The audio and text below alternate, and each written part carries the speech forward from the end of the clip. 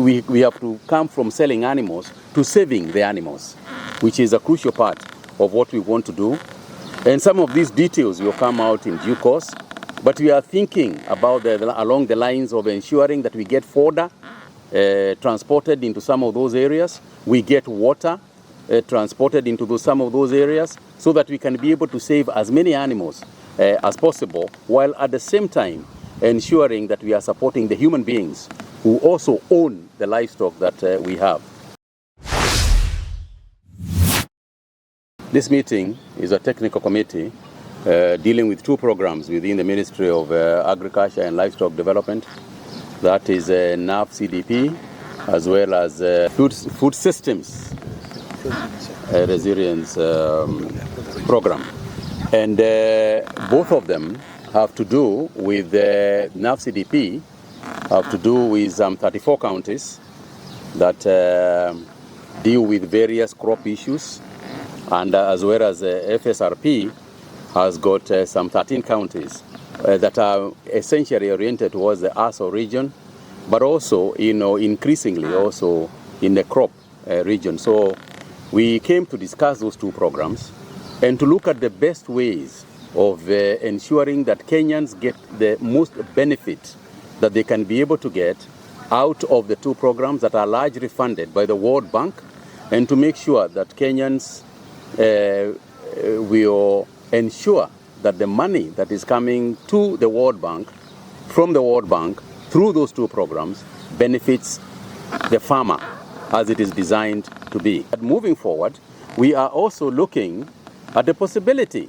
of ensuring that we do not rely only on rain-fed agriculture.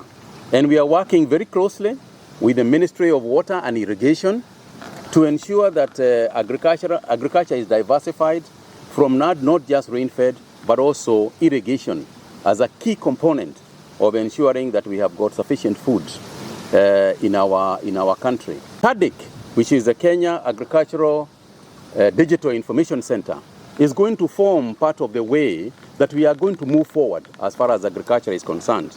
Integration of technology in agriculture is part of what we want to do, and making sure that it is not just data informed at the national level, but each county, as well as the government, as well as the national government, are completely interlinked via new methods of disease control, new methods of soil management, new methods of essentially working in the agricultural sector. We have also discussed the issue of livestock, emphasized the issue of disease control, as far as, particularly at this time when we have got the drought situation, ensuring that disease control is part and parcel of the two programs, particularly FSRP, and ensuring that the ambition of Kenya to move from a disease-free, to be recognized as FMD-free, and also to wipe out sesefly in our country, is part of the program that we are going to have moving forward. And part of the new program, part of the new funding, is going towards to ensure that there will not be a time when we lack as far as vaccines are concerned, or other disease control measures that we need to make are concerned.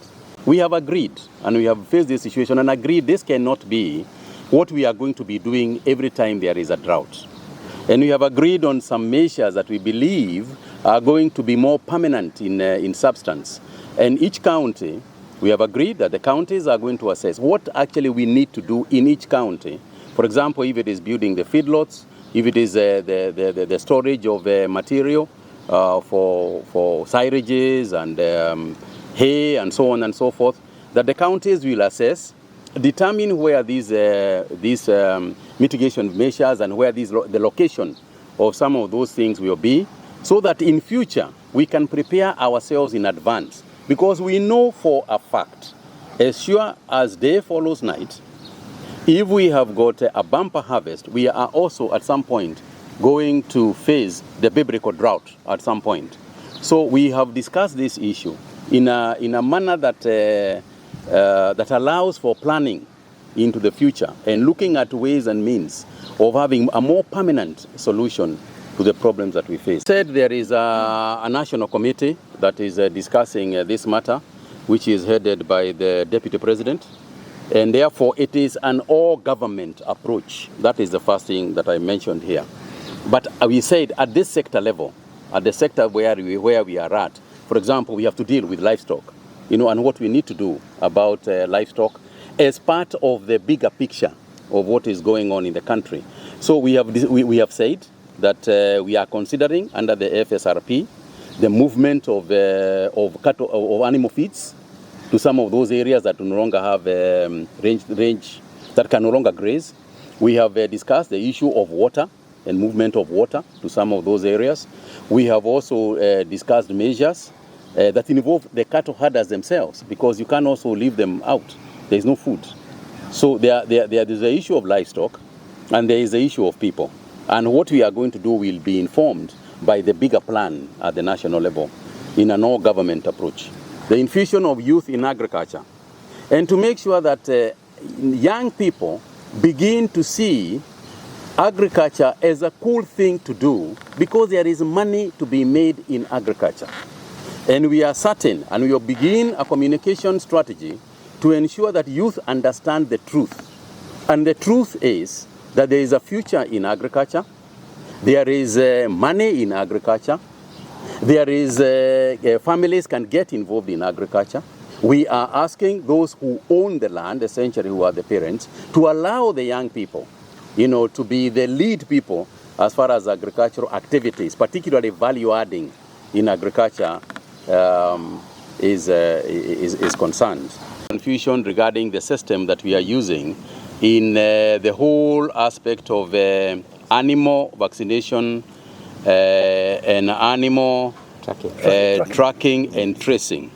I think we should make it very clear, just like I said earlier, that we are digitizing the entire agricultural sector. And part of that digitization under CADIC is a system that we are calling animal identification and traceability. So AniTrack is a system that we are going to use. When we vaccinate a cow or a goat, we want to make sure that we vaccinate, so there is a record of the vaccination, but we also tag the animal, so that moving forward, you will be able to know, in fact, to a spot, exactly where that animal is. Thirdly, when it comes to the export of our meat and export of our livestock, it becomes very easy. And by the way, AniTrack is now a requirement for the export market.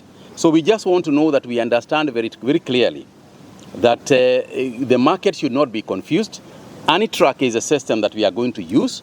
AniTrack is the way to go, and AniTrack will become the Kenyan signature for animals that we are exporting and animals that we are consuming locally. And it is a very fast system, and it is working very well. We have also discussed that moving forward, the two programs that we are discussing here today are more inclusive in terms of the, at the technical level, are more inclusive with the counties. Agriculture, after all, is a devolved function. And therefore, the county or the Council of Governors must be heavily involved in making decisions to determine what activities the two programs should be on.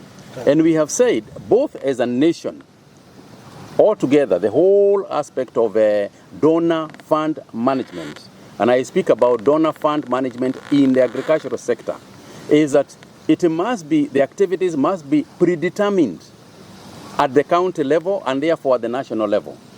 National activities are informed and impregnated by county activities. It is from those activities that the counties are determined to implement that the national level, begins to be informed and implement the same. So I think it is clear that we have decided that moving forward, the levels of consultation will be enhanced so that we can work better as a comprehensive unit called Kenya, but also appreciating that the function is a devolved function. We also discussed the current situation that is there in the country. We know that there are counties that are now facing a drought and consequent issues that come up because of lack of rainfall, including the fact that we are beginning to lose animals in some counties. Some people are beginning to go hungry, and we know that there is an all-government approach that is dealing with this matter, but as a sector of agriculture within the broader government effort, is also we recognize that we sit in a special place in that aspect to ensure that we reprogram some of the programs that are within the two areas that we are discussing, and the possibility of reprogramming some of the money so that it can be taken towards mitigation of the drought that we are currently experiencing. So we have a technical team that is working on this to ensure that we can be able to do that, to align with our current situation in the country. Because you appreciate that some of the requirements, some of the issues we are facing had not been envisaged at the time that the program was designed. But there are also activities that were designed to continue that cannot continue during a drought. For example, if it's a question of selling animals,